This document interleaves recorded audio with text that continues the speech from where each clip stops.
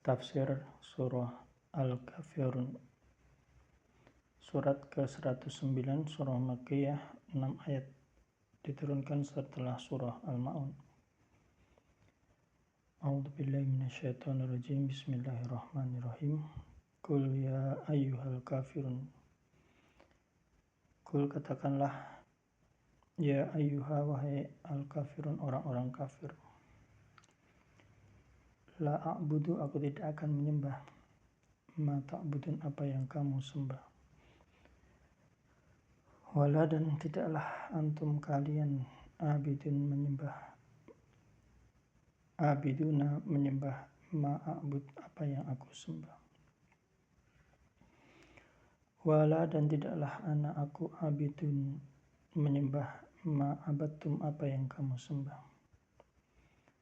Wala antum, dan tidaklah kamu abiduna menyembah ma'abudu, apa yang aku sembah.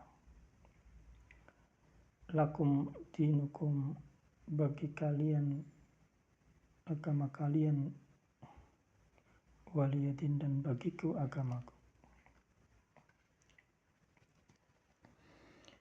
Dalam Sahih Muslim diriwayatkan dari Jabir radhiyallahu anna Rasulullah sallallahu alaihi wasallam, bahwasanya Rasulullah sallallahu alaihi wasallam qara'a bihadhihi surah, membaca surat ini, surah Al-Kafirun.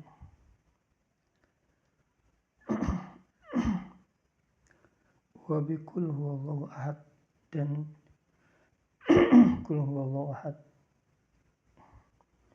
fi raq'ata at-tawaf, ketika melaksanakan 2 rakaat tawaf.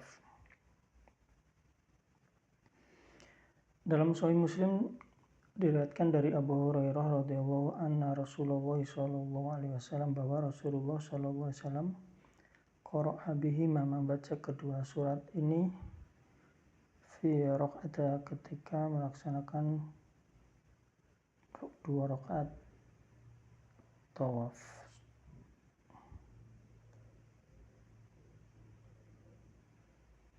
Dalam Musnad Ahmad dari Ibnu Umar radhiyallahu an, dikatakan anna Rasulullah sallallahu alaihi wasallam, bahwa Rasulullah sallallahu alaihi wasallam qara'a, membaca fi raq'atain, di dalam 2 rakaat, qabla al-fajr, sebelum sholat fajar, sebelum sholat subuh. Wa raq'atain ba'dal maghrib, dan 2 rakaat setelah maghrib.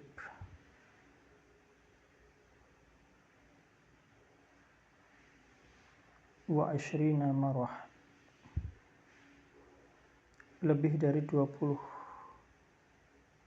au bid'a asyarah, atau lebih dari 10 kali, lebih dari 20 kali atau 10 kali.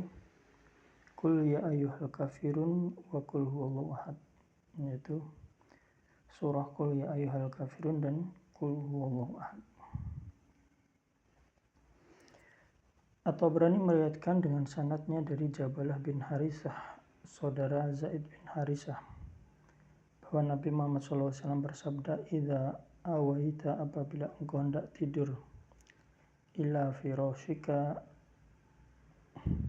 di tempat tidurmu, faqra, maka bacalah Qul ya ayyuhal kafirun hatta tamura, sampai akhir,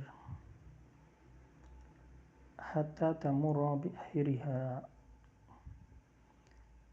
fa innaha bara'atun min syirki, karena itu merupakan pembersih dari syirik.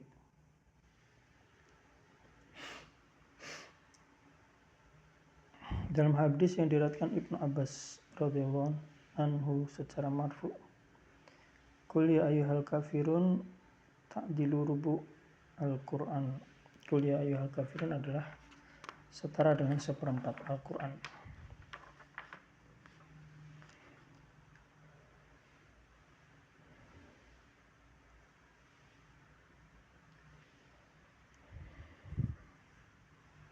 Surat ini merupakan surat yang menyatakan berlepas diri dari perbuatan yang dikerjakan orang musyrik.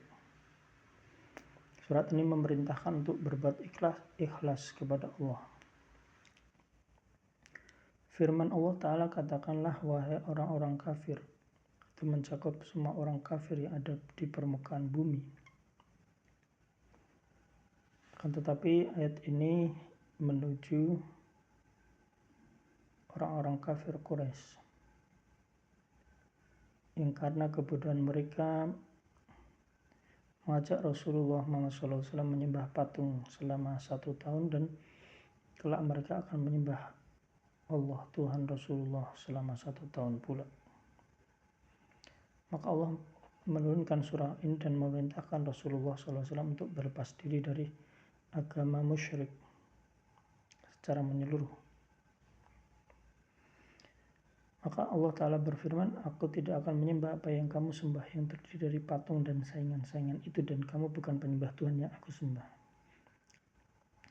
yaitu Allah yang Maha Tunggal, tidak ada serikat baginya. Ma dalam ayat ini sekedudukan dengan man. Allah Ta'ala berfirman, dan aku tidak akan menjadi penyembah apa yang kamu sembah, dan kamu tidak akan pernah menjadi penyembah Tuhan yang aku sembah, yaitu aku tidak akan pernah melakukan peribadatan kepadamu. Aku tidak akan menjalaninya dan tidak akan mencontohnya. Yang aku sembah hanyalah Allah semata, sesuai dengan cara yang disukai dan diridhai oleh Allah. Itulah sebabnya Allah Ta'ala berfirman, dan kamu tidak akan pernah menjadi penyembah Tuhan yang aku sembah. Itu kamu tidak akan mengikuti perintah syariat Allah dalam beribadah kepadanya. Bahkan kamu orang musyrik mengada-adakan perkara sesuai dengan keinginan nafsumu. Sebagaimana firman Allah, tidaklah mereka ikuti itu selain prasangka belaka dan yang diminati oleh nafsu. Padahal sesungguhnya telah datang petunjuk dari Tuhan mereka. Kita berlepas diri dari semua yang mereka lakukan.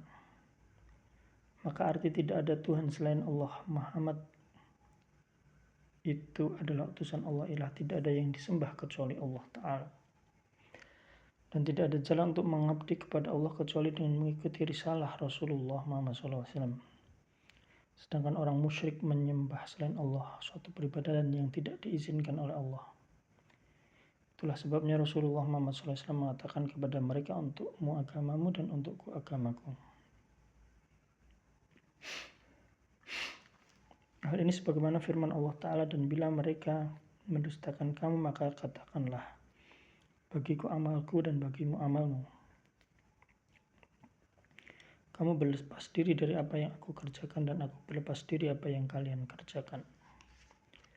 Dan firman Allah Ta'ala, bagi kami amal perbuatan kami dan bagimu amal perbuatanmu.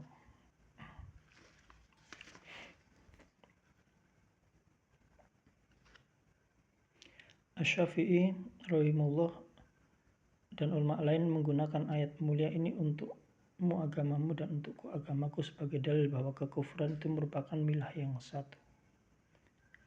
Maka orang Yahudi dapat mewarisi orang Nasrani dan sebaliknya bila di antara keduanya terhadap hubungan sarana pewarisan, sebab agama selain Islam itu bagikan satu perkara saja dalam kebatilan.